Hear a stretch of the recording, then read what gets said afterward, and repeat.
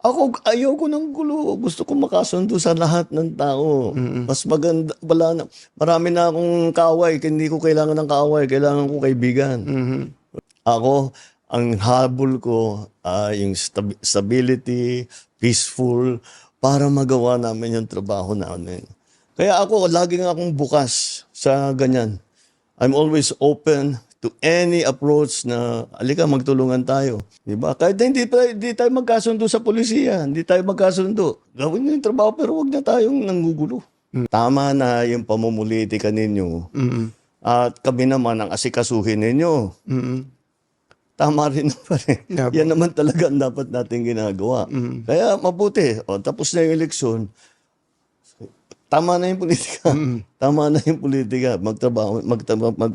Maggawin na natin lahat ng kailangan gawin. So, bago akong upo, sabi ko, ayokong mangyari na business as usual. Opo. Dahil walang mangyayari sa Pilipinas. Hanggang doon na lang tayo. Hindi tayo aalsa. Sabi ko, kailangan natin baguhin ito. Kaya tinignan ko yung malalaking mahihirap na proyekto na long-term ang magiging effect. Yun ang trabahuhin natin. Opo.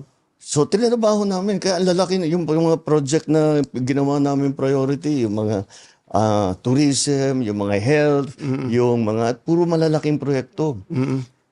Ang problema sa malalaking proyekto, transportation. Kahit na super efficient, walang problema, tama, hindi nagka-problema. Matagal talaga yan. Isipin mo, yung subway, huhukayin mo yung para makadaan yung tren. Matagal yun, matatapos yan. Tapos na ako, matagal na akong tapos. Opo. Pero sabi ko, kailangan magawa natin ito. Kasi kung hindi natin gawin, paano na? Hanggang dito na lang tayo. Kailangan gumawa tayo ng bago. Impeachment, nasa Senado na yan. Pabayaan natin sila, may proseso yan. Pabayaan natin ang proseso.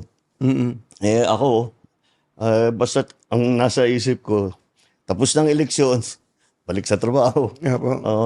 Gawin na natin lahat with the new lessons learned. Kung bakit ngayon lang? Bakit ngayon lang? Kung kaya nyo palang gawin, ba't di nyo ginawa nung 2022, nung 2023? Dahil hindi namin, nung 2022, 2023, hindi pa namin kayang gawin. Bakit? Ang key dyan, yung production. Opo. Kaya patayo namin ng irrigation, ang dami naming dam na ginawa, ang dami na naming pinamigay na makinarya. 2023, ang ani ng palay sa Pilipinas, pinakamataas sa kasaysayan ng Pilipinas. Nalampasan pa yun noong 2024. Kaya sa production, dahan-dahan, inaalalay natin.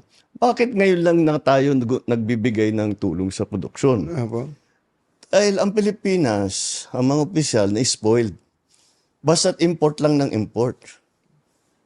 Tapos, yung importation niyan, illegal and legal. Ang katotohanan, ang nakita namin, ang pang-control doon sa presyo ng bigas ay ang smuggled na bigas. Kaya nag-hoard. Yan. Ang una na, kung titignan ninyo, ang isa sa una namin ginawa, nag-raid kami ng mga warehouse. Itong pinakamalupit. Sinabi namin, ba't may ganito? At hindi na iniintindi, basta't puro ang import natin. Dahil ang nag-i-smuggle, mga official din ng gobyerno. Kumikita sila. O di bakit nila papalitan? Sige, pasok lang sila ng pasok. Hindi nila iniintindi ang production, hindi nila iniintindi yung sistema, hindi nila iniintindi ang presyo ng palay, ang presyo ng bigas, ang kikitain ng magsasaka. Wala. Nung inipit namin yung mga smuggled at rineraid na namin yung mga warehouse, nabawasan yung supply. Kailangan namin ayusin yung NFA. Lahat yan, yung mga changes na ganyan, hindi ganun kasimpleng gawin. May batas na kailangan palitan, mayroong mga taong kailangan palitan,